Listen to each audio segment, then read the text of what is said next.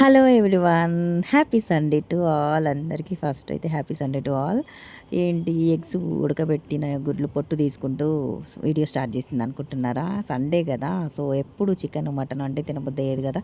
So అప్పుడప్పుడు మా పిల్లలు కూడా వద్దన్నారనమాట. అందుకని చెప్పేసి ఎగ్ బిర్యానీ చేసుకుందాం అనుకొని ఫిక్స్ అయిపోయాం అనమాట. స్టార్టింగ్ నుంచి వీడియో చూపించడం అంటే చేయడం అయితే అనుకోలేదు. సో మధ్యలో గుడ్లు ఉడకబెట్టడం అప్పటి నుంచి అనుకున్నా అనమాట వీడియో అయితే పోస్ట్ చేద్దామని చెప్పేసి. ఇది నార్మల్గా దాన్ని ఏమంటారు, అందులో ఇందులో చూసుకుంటూ యూట్యూబ్లో చూసుకుంటూ చేసిన బిర్యానీ అయితే కాదు. నాకు తెలిసిన పద్ధతిలో ఈజీ వేలో నాకు తెలిసినట్టుగా టకటక అయిపోవాలని చెప్పేసి అయితే ఫటాఫట్ తొందరగా అయిపోవాలి, తొందరగా తినేసేయాలి, ఆకలి ఆకలి అంటున్నారు. టిఫిన్ స్కిప్ చేసినాం అనమాట ఇవాళ యాక్చువల్లీ. సో తొందర తినాలని చెప్పేసి ఏదో తొందరగా చేసిన వీడియో అనమాట ఇది. వీడియో తీసి ఇంకా పోస్ట్ చేస్తే బాగుంటుంది కదా, లాంగ్ వీడియోస్ అసలు ఈ మధ్యలో పోస్ట్ చేయట్లేదు కదా అని చెప్పేసి అప్లోడ్ చేద్దామని చెప్పేసి ఈ వీడియో అయితే తీస్తున్నాను అనమాట.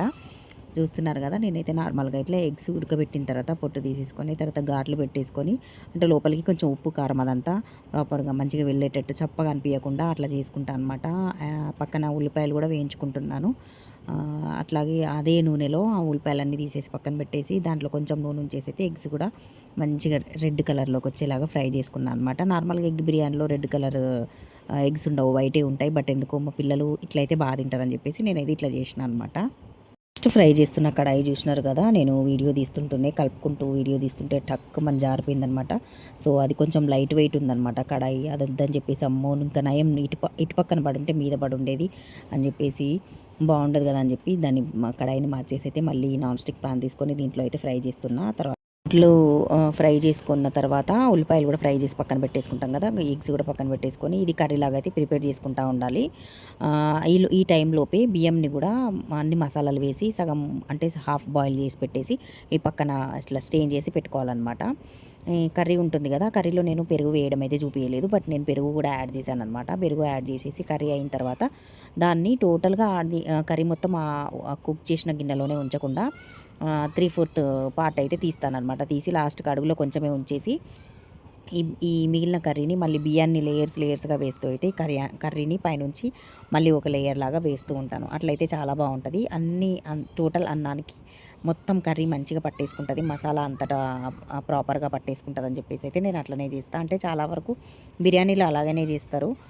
నేను ఎగ్ బిర్యానీ అయినా కూడా నేను ఇట్లనే చేస్తాను. నార్మల్గా చాలా వరకు నేను చూసిన వీడియోల్లో అయితే టోటల్గా కర్రీ ఉంటుంది, పైనుంచి రైస్ వేసేసి కలిపి పెట్టేస్తారనమాట. బట్ నేనైతే ఇట్లనే చేస్తాను ఎప్పుడు చేసినా కూడా. మా ఇంట్లో మా ఆయన నాన్ వెజ్ తినరు కాబట్టి సో మేము ఎక్కువ అయితే ఎగ్ బిర్యానీ చేసుకుంటాము. ఈ చికెన్ బిర్యానీ మటన్ బిర్యానీ చాలా తక్కువ అనమాట. చికెన్ ఫ్రై చికెన్ అలా చేసుకుంటాం కానీ ఈ బిర్యానీలు చాలా తక్కువ. చేసుకుంటే మాత్రం ఖచ్చితంగా ఎగ్ బిర్యానీ ఉంటుందన్నమాట.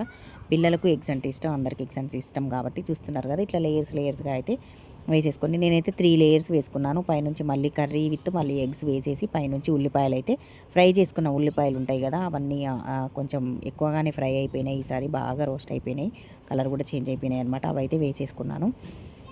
అసలు టేస్ట్ మాత్రం నిజంగా మీకు చూపిస్తే వీడియోలో ఎట్లా ఉందో నాకు తెలియదు కానీ ఎక్సలెంట్ ఉందన్నమాట. ఒక గింజ కూడా మిగలలేదు తినడానికి. మళ్ళీ నెక్స్ట్ పూటకి కొంచెం ఒక ముద్ద మిగులుతుందేమో అని ఆశ పెట్టుకోవడానికి కూడా స్కోప్ లేకుండా అయిపోయిందనమాట. అంత బాగుంది. మళ్ళీ దట్టు ఆకలి మీద ఉన్నాం కదా, సో టిఫిన్ స్కిప్ చేసినామని చెప్పిన కదా, అందరం మంచిగా దండయాత్ర చేసినట్టు తినేసినాం అనమాట.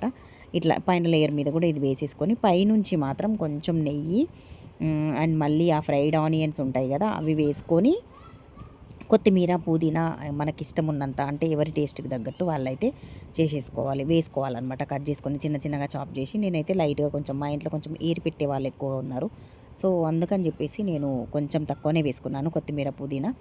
బట్ నెయ్యిను ఉల్లిపాయలు మాత్రం బాగానే వేయించాను కాబట్టి వేయించి పెట్టుకున్న 1/2 కేజీ పైనే వేయించి పెట్టాను నేను ఫ్రైడ్ ఆనియన్స్. సో అవైతే వేసేసాను అనమాట. చాలా అంటే టేస్ట్ మాత్రం అసలు చెప్పడానికి వీల్లేదనమాట, ఎక్సలెంట్గా వచ్చింది. బిర్యానీ అయితే చాలా చాలా చాలా బాగుందనమాట. అసలు మనం ఆ టేస్ట్ని మంచిగా ఎంజాయ్ చేస్తూ తిన్నామన్నమాట. మేము 4 మెంబర్స్ అయితే. చూడ్డానికి కూడా ఎంత డెలిషియస్గా ఉందో చూడండి. సో ఈ రోజుకైతే ఎగ్ బిర్యానీతో మన వీడియో అయితే కంప్లీట్ చేసేస్తున్నాం అనమాట.